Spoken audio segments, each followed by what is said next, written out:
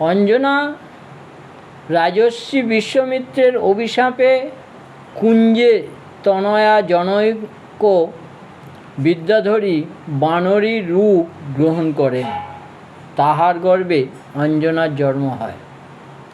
ব্রহ্মার সৃষ্ট 7 জন বানরীর মধ্যে অন্যতমা অঞ্জনা ছিলেন। অঞ্জনার সহিত বানর শ্রেষ্ঠ কেশরী বিবাহ হয়।